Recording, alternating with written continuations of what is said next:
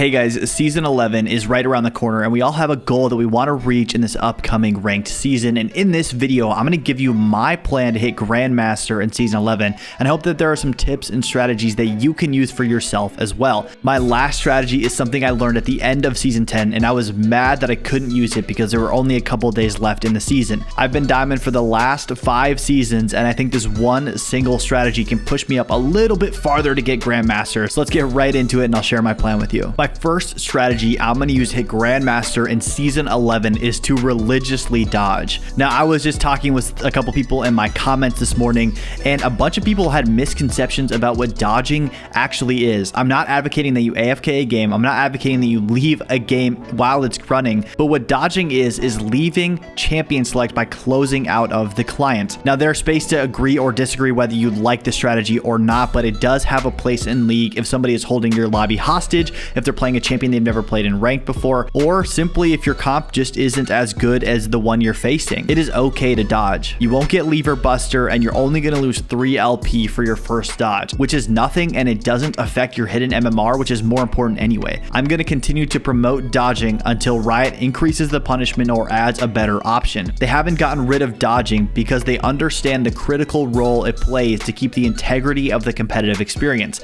It's not perfect, but right now it's kind of the best option we have. So I'm going to be looking to dodge a lot to give myself the best odds at winning each game. It's a simple way without even playing to give yourself the best possible chance of getting that sweet LP. And I don't care if I lose 3 LP, even if I lose 10 LP, I want my MMR to stay as high as possible, which comes with winning games and not losing games. If one of my champions is picked or banned, dodge. If my jungler has a 40% win rate, dodge. If I just don't like our team composition, dodge. This is something that a lot of high elo players do to give them the best chance of winning, and I'm going to adopt this myself and make it a big strategy in Season 11. My second strategy to climb to Grandmaster in Season 11 is to not spam games. For the past couple of seasons, I've played hundreds and hundreds of games. I've also taken large breaks in between, so those games have kind of acted as a way for me to warm back up to the game, to relearn it. But now that I feel like I'm fresh and I understand the game better than I ever have before, I don't want to spam games.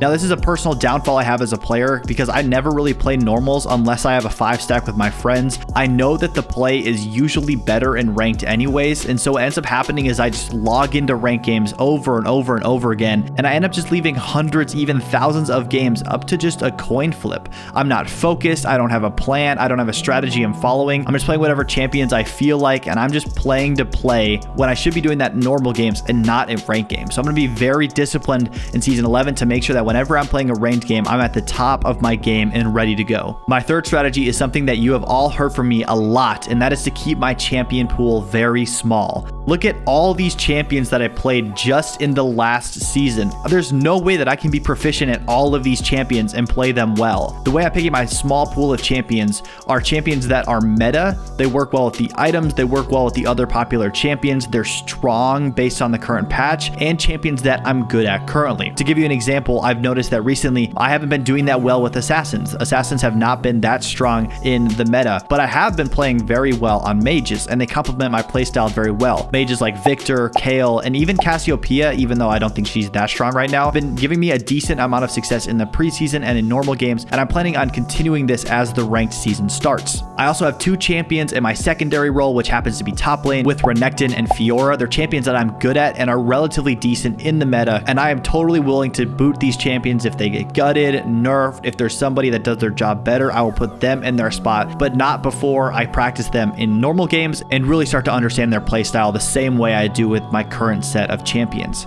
But overall, just like not spamming games, I need to be more disciplined with playing champions that I'm good at and playing champions that are just good in general. The end goal in all of this is that I will have less games played, less champions played, and hopefully a higher win rate. My fourth strategy that I'm going to use in Season 11 to climb is to take a break after a loss or a very tilting win. I kind of always thought I was immune to tilts, and I don't think anybody is. You can have a really strong mental, and you could also just get worn out from playing ranked, especially especially if you have a very bad game or you are carrying and your team is just doing so bad that you lose. Sometimes it's important to just take a second to reset your mental. One thing I've started to do, and I know it sounds cheesy, is just take a walk, go outside and do a couple of push-ups. Doing something physical can kind of reset your mental so that you can be ready for that next game. And sometimes I'm just too lazy to do this, but the times that I have, it's worked really well, and it's allowed me to enter each game with a new perspective, a new attitude, and I'm ready to attack whatever's in front of me. If you want to follow this and also take a break, I recommend that you do something physical where you're moving your body around and not just sitting in your chair and watching a YouTube video. Like, make sure that you're giving your body a reset by walking around. Maybe it's a little workout, maybe you're grabbing some food, whatever it is, get out of your chair, move around, and then go back to playing. My fifth strategy is just to continue to learn. I understand that one of the reasons why I am not Grandmaster yet, even though there's a bunch of other things I do wrong, is just that I'm not that good of a player quite yet. I'm going to continue to watch VODs of the top Korean players who are very proficient at the roles and the champions that I'm playing. I want to find what they do and what they know that I don't yet, because there's something that has gotten them to where they're at and the reasons why I'm stuck to middle to low diamond. And one thing I've learned after playing this game and playing ranked for years and years is that there is usually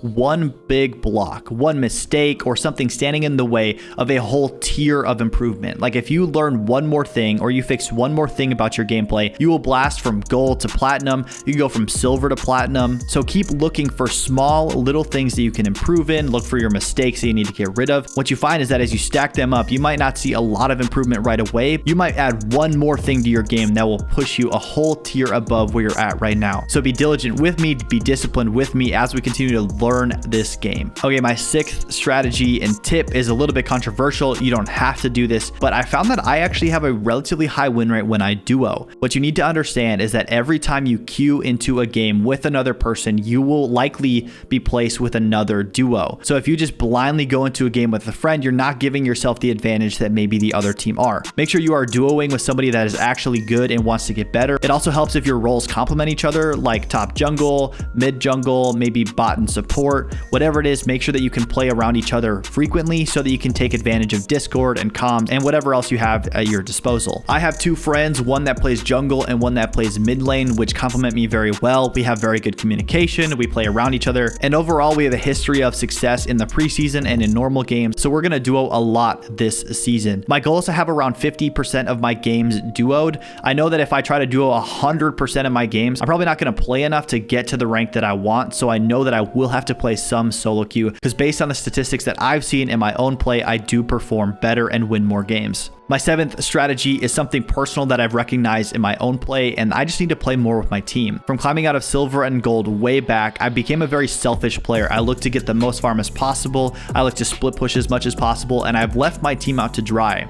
And I know that I could have won 10, 20 more games this past season if I would have just TP'd into a team fight or gone to a team fight before it happened, or just been playing around my team better. And overall, most of my mistakes have just been playing selfishly. I'm playing at a rank now where people are pretty decent at the game, and I can trust them a little bit more than I can with maybe iron teammates. I can give up a wave or two to TP down bot to give my ADC a triple kill. I can give up a little bit more to play more cohesively as a team, because at the end of the day, this is a team game, and the team that plays better together is going to win.